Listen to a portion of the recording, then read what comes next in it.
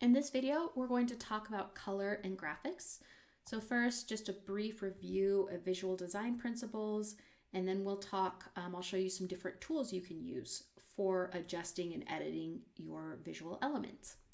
So, fundamental visual design principles. This is one of my favorite things. We want to practice design, not decoration. Don't just make pretty talking points.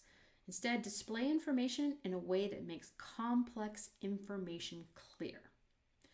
This means that when we do design, not decoration, we're going to be very intentional about the decisions we make, and we're going to make sure that those decisions align with our purpose of the design, which in learning products is often, usually, almost always, to support learning.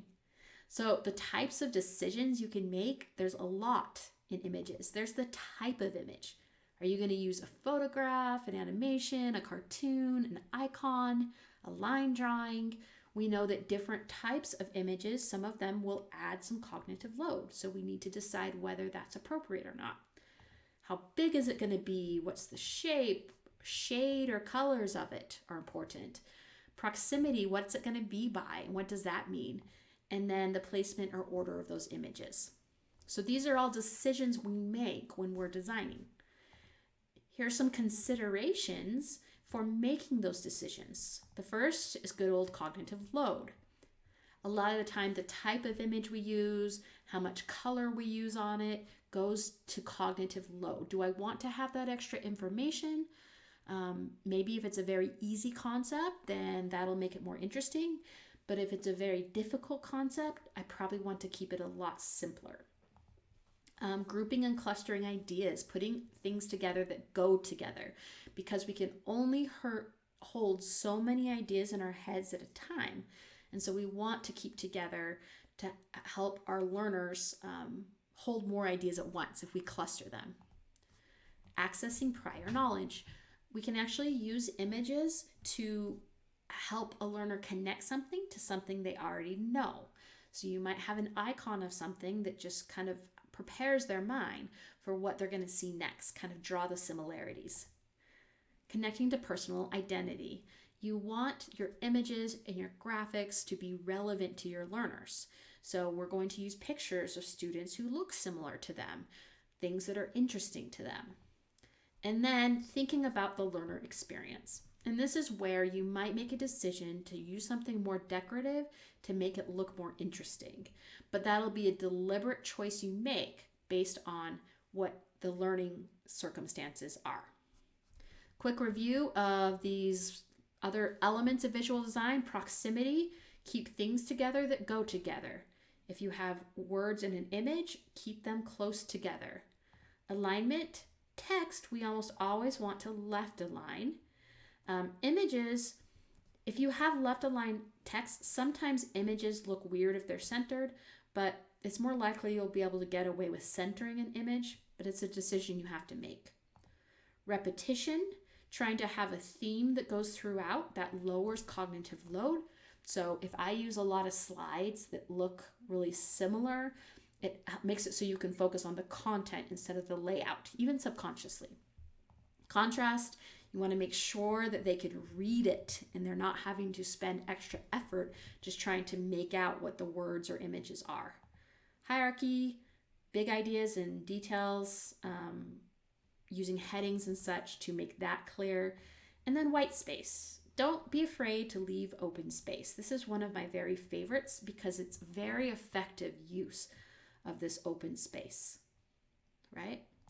And my other favorite quote, perfection is achieved not when there is nothing more to add, but when there is nothing left to take away. Think about every element. Do I need that element? Is it serving a purpose? If it is, leave it. If it isn't, take it away. Okay, some tools and tips. So when you're creating just basic learning products, you don't need to be able to do all the fancy Photoshop stuff, but there are some common tasks that you should generally know how to do. And these are just the basics. So one is finding free images and icons. Now we also have creating them with generative AI. One is resizing images or changing aspect ratios. That's very easy to do now. There's tools that'll just do it really fast for you. Recoloring something, so you might have an icon or a cartoon or graphic in a color that doesn't match the rest of your stuff, so you can recolor that image to make it match. Removing backgrounds on images. If you have a PNG, a pink image, you can have a clear background so it doesn't look weird. Combining pictures and text, changing those file types, reducing file size. So some pictures can have very large file sizes. I only want a big enough size that it makes it clear on my screen. So I can make it a little bit of a smaller file size, which is basically a smaller image, so it doesn't bog down the other elements for your learner. And then finally, I also do edit SVGs, scalar vector graphics. That's not quite as important, especially now that we can do more with AI. Almost all of these tasks you can actually do in PowerPoint. If you look up videos online, you can figure out how to do them. A lot of them you can do in Google Slides and in Keynote. There's also open source software. So if you know a little bit about how to use Photoshop, but you don't have access, GIMP is a free version. It's called open source. If you, for Adobe Illustrator, which you use more for icons and scalar vectors, Inkscape is the free version. So there's open sources for those. There's even easier stuff though. There's Canva. Canva has AI integrating into it as well now, making it even easier. Adobe Express, and then Capwing, which I haven't used for a while, but I used to use quite a bit.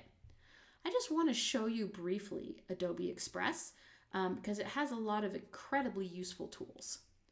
So let me bring it over here. And most universities will give students access to Adobe Express for free, including New Mexico State University. So first of all, you can create all kinds of stuff, just like in Canva, but it's maybe not as good of a design stuff and edit stuff as Canva. However, these other tools it has, so text effects, these are AI stuff, generative AI. And then these quick actions are awesome. So I'm going to show you these. A lot of the tasks that I talked about, like removing a background, resizing, changing file types, trimming your videos, those are all very, very easy to do in Adobe Express. There's other tools to do it too. For example, sometimes, it used to be I'd have to change a PNG to a JPEG, right? If I search that, there's like a whole bunch of free ones to do. I just have to think about if my files are sensitive, if I trust sharing them with these free versions or not. Now that Adobe makes it really easy for pretty much doing all of those kinds of things, I can just use Adobe Express for it, right? Alrighty. Next is color tools. So you want to make sure that there's consistent color scheme and that it looks nice. And people feel better. It's more positive feeling. Even if they can't identify, if the colors are kind of conflicting a little bit, it can make it a worse experience. So there's a lot of color tools online. This imagecolorpicker.com, you can actually upload a picture and it'll give you the color scheme for that picture. So if there's a picture you really like and you want to use it on a slide or infographic or whatever, you can get the colors from it very easily. Color.adobe.com, you can choose different color schemes like monochromatic or complementary, and it'll help you develop a color palette to use for that. And it'll give these little codes here that you can then type into what other tool you're using to use just those colors. There's also some add-ons. So for example, for Microsoft Chrome, or Google Chrome, the browser, I actually have an add-on that I can use to select colors. So it's called Color Picker, and I'm going to have to bring this over here to show it to you. But I can hover over anything in an image, and it'll give me the code for that color. So I do use that a fair amount. It's just an add-on for Chrome, and I'm sure there's things like that for other browsers as well. Alrighty, and now we have new AI tools. So the official AI tool for Adobe is Adobe Firefly, but you saw within Adobe Express you can do a lot of stuff as well. They're just building out those tools. DALL-E is kind of the classic popular one right now for basic creating images. And then Midjourney, you can do kind of more complex images a lot. One thing to watch out for when you use these, it's hard to get simple images. So you really have to play with it to try to make sure that you're not going to overload your learner. And so just be cautious when you're using those to get the types of graphics you want. Sometimes they make them very complicated. All right, takeaways. Visual design principles also support effective learning design, and there's many tools that can help you accomplish basic visual design tasks. Thanks for watching.